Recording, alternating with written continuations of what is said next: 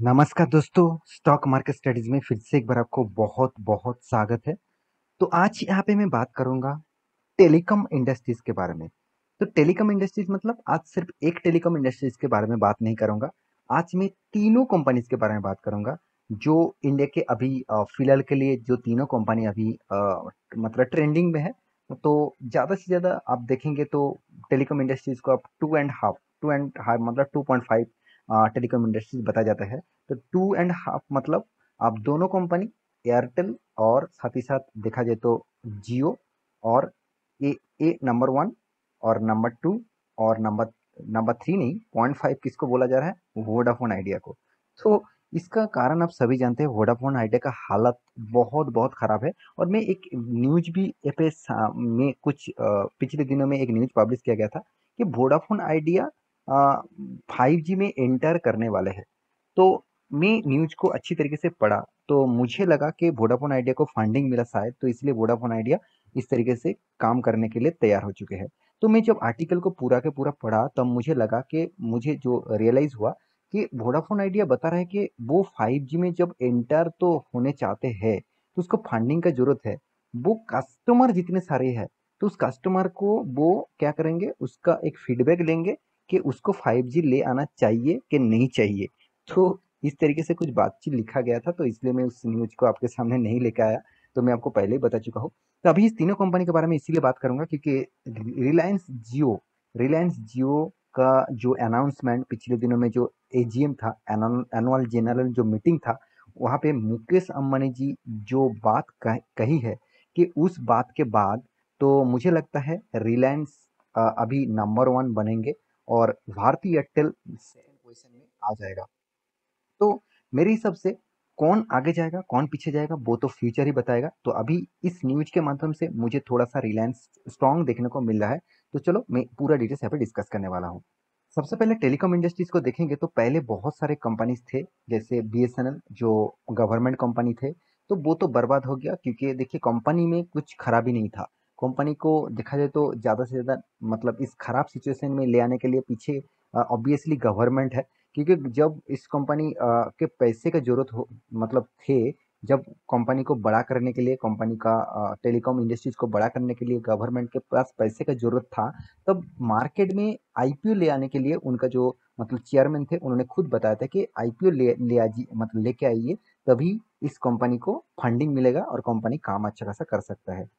तो गवर्नमेंट ने बताया पहले अच्छा खासा काम करके दिखाए उसके बाद आईपीओ मतलब ले आएंगे। तो ऐसे इसी तरीके से आईपीएसएनएल बर्बाद हो गया। तो अभी गवर्नमेंट फिर से एक अनाउंसमेंट कर चुके हैं, 5G के ऊपर कंपनी इन्वेस्टमेंट करने वाला है बीएसएनएल के ऊपर। तो मुझे नहीं लगता कितना पावरफुल होगा। तो चलो देखते हैं कैसा होगा। तो अभी मार्केट में वोडाफोन आइडिया और आइडिया और वोडाफोन इस दोनों जुड़कर अभी आइडिया बन चुके हैं, वोडाफोन आइडिया। तो यही मार्केट में 0.5 नाम से जाना जाता है अभी। तो इसका सिचुएशन ऐसे हो गया। तो भारतीय एयरटेल और यहाँ पे रिलायंस जियो मतलब डिजिटल जो जियो है, तो इस दोनों कंपनी मार्केट को अभी टोटली पकड़ के रखा। और एमटीएनएल जो था अभी भी एमटीएनएल कुछ ही मतलब फिगर आउट देखा जाए तो कुछ ही जगह में चल रहा है, बाकी ऑल ओवर स्टेट में बंद है। तो इस सारे कंपनी में दोनों कंपनी के ऊपर आपको हमेशा फोकस होना चाहिए, वो है रिलायंस जियो और एयरटेल। तो मगर मार्केट में अगर कहेंगे आप कि मुझे जियो में निवेश करना है, तो अभी तो इंडिविजुअली कोई भी आईपीओ नहीं आया, मतलब मार्केट में लिस्टिंग नहीं है।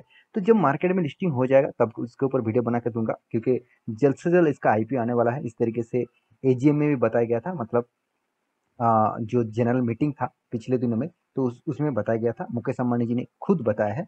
और तो इस तीनों कंपनी के ऊपर मैं यहाँ पे बात करूंगा। तो खतरे एयरटेल और वोडाफोन आइडिया इस दोनों को होने वाला है। क्यों, चलो मैं आप यहाँ पे उसको दिखा देता हूँ। तो अभी देख सकते हैं द इकोनॉमी टाइम्स के ऊपर मैं आ चुका हूँ। तो इस न्यूज चैनल के माध्यम से इस तरीके से न्यूज पब्लिश किया गया है।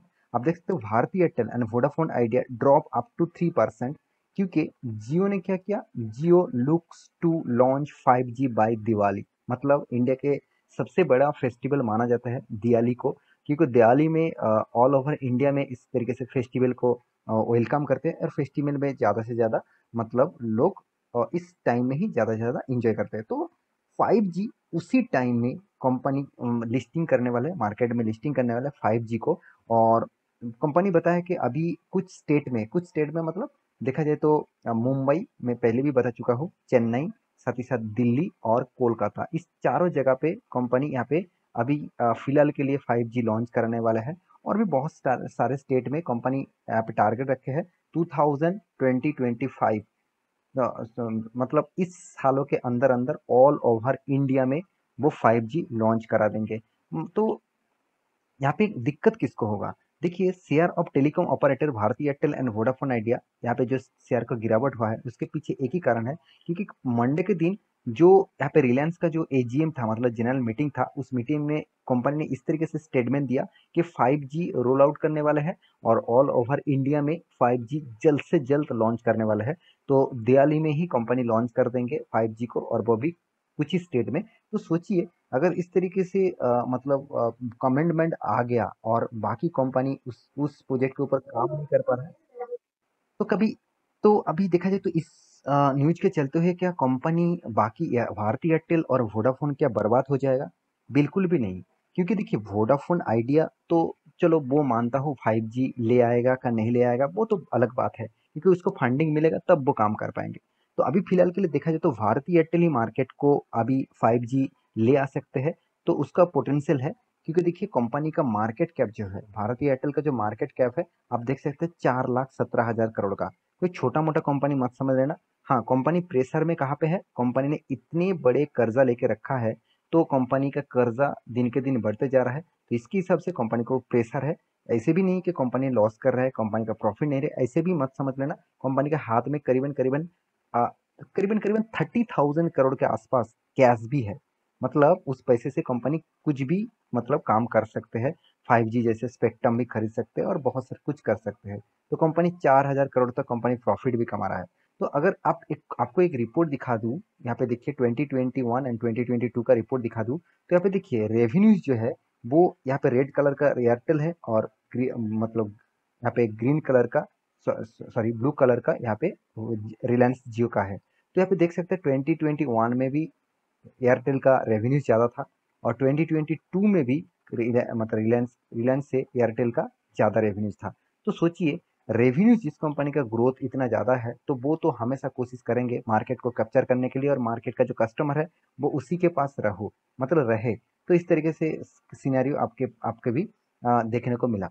तो अभी मैं जरूर कहूँगा वोडाफोन आइडिया तो, चलो मैं इसके ऊपर बात ही नहीं मतलब करने वाला यहाँ पे, क्योंकि कंपनी का जो मतलब फिलहाल को जो हाल है, वो हाल बहुत खराब है। मैं इस कंपनी को मैं ये नहीं कहूँगा कि खराब है। अच्छा कंपनी एक टाइम में तो इसी का राज चलता था, जब कंपनी हच मार्केट में एक्चुअली आया, उसके बाद वोडाफोन हुआ, और वोडाफोन जब जब मतलब पूरा का पूरा लॉसेस में चल रहा था, तब इसको मतलब जॉइंट वेंचर के हिसाब से आइडिया इसके साथ जुड़ा, तो इसलिए वोडाफोन आइडिया बन गया। तो मैं जरूर कहूंगा, आपको फोकस अगर रखना ही है टेलीकॉम इंडस्ट्रीज में, तो आप भारती एयरटेल के ऊपर रख सकते हैं, जब तक मार्केट में जियो ना आए। तो जियो अगर आ जाता है तब वोडाफोन आइडिया तो छोड़ ही दीजिए, अब भारती एयरटेल के ऊपर भी पैसा देखने को मिलेगा। क्योंकि देखिए, अभी मार्केट में लिस्टिंग मतलब आपको इन्वेस्ट करना ही है, तो आपको ऑप्शन नहीं है, आपको ऑप्शन एक ही है, भारती एयरटेल, तो इसमें ही आपको निवेश करना पड़ेगा। आप टेलीकॉम इंडस्ट्रीज में निवेश करना चाहते हैं, तो अगर आप नहीं चाहते तो कोई बात नहीं। तो टेलीकॉम इंडस्ट्री में निवेश करना चाहते हैं, तो आपको ऑप्शन के हिसाब से आपको सिर्फ भारतीय एयरटेल ही मिलेगा। तो बाकी इस कंपनी का परफॉर्मेंस जो है, आपको कभी भी मतलब पहले तो कंपनी लॉस करते थे, और इस लॉस के पीछे कारण भी था, आप सिचुएशन भी देखिए, और साल भी देखिए। अगर आप साल भर की बात करो तो देखिए, कंटिन्यूसली कंपनी प्रॉफिट किया, 2020, 21 एंड 22 में कंपनी प्रॉफिट किया। तो इस तरीके से कुछ सिनेरियो चल रहा है।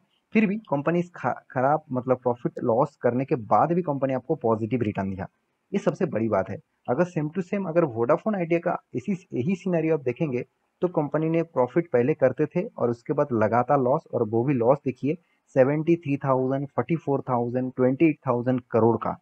तो यहाँ पे करोड़ों में बात हो रहा है, कोई ऐसे वैसे बात नहीं हो रहा है। ऐसे नहीं कि कंपनी ने रेवेन्यू कम किया, बिल्कुल कंपनी ने सेल्स जबरदस्त किया, मगर कंपनी का एक्सपेंस भी कम हुआ। तो कहाँ पे कंपनी का गड़बड़ी हुआ? कंपनी का गड़बड़ी है इंटरेस्ट में। तो इतना ज्यादा कंपनी कर्जा लेके रखा है कि पूरा का पूरा जितना भी इनकम हुआ, उससे भी ज़्यादा कंपनी को इंटरेस्ट पे करना पड़ रहा है, तो इसीलिए कंपनी लॉसेस में जा रहा है। तो इस लॉसेस को रिकवर करने के लिए कंपनी को फंडिंग की जरूरत है। आप कहेंगे सर कंपनी तो एक साल में 50% तक रिटर्न दे दिया, 3 साल में करीबन करीबन 19% तक रिटर्न दे दिया, तो मुझे तो इस कंपनी से प्रॉफिट मिलेगा। देखिए, आप as a short term trader है, आप लॉन्ग टर्म ट्रेडर नहीं। लॉन्ग टर्म ट्रेडर मतलब 5 से 10 साल, 15-20 साल तक जो होल्ड करके रखेंगे, उसी को लॉन्ग टर्म ट्रेडर कहा जाता है। तो उसके हिसाब से देखेंगे तो कंपनी आपको लॉसेस ही दिया। तो अंत में एक ही बात कहूंगा, रिलायंस जियो जो कमेंटमेंट किया है उसमें भारती एयरटेल के ऊपर प्रेशर है, वोडाफोन के ऊपर तो डबल प्रेशर है। तो मैं जरूर कहूंगा इस मतलब जियो किस तरीके से काम करते हैं और भारती एयरटेल किस तरीके से काम करते हैं उसके ऊपर फोकस रखना। तो मैं जरूर कहूंगा भारती एयरटेल के ऊपर हमेशा के लिए फोकस रखना, क्योंकि कंपनी में दम है जरूर। हाँ, कोशिश तो कर रहे हैं, टेलीकॉम इंडस्ट्रीज में बहुत हमेशा प्रेशर रहते हैं। तो फिर भी मैं भारती एयरटेल के फेवर में हूँ, मेरे खुद के ओपिनियन के हिसाब से। आप किसके फेवर में है? आप अगर जियो आईपीओ आ जाते, मतलब आ गया, और आप मतलब तब आप किस में निवेश करेंगे, वो भी मुझे कमेंट करके बता सकते हैं। तो ये था आज का डिटेल्स। तो आशा करता हूँ सारी जानकारी आपको मिल चुका है।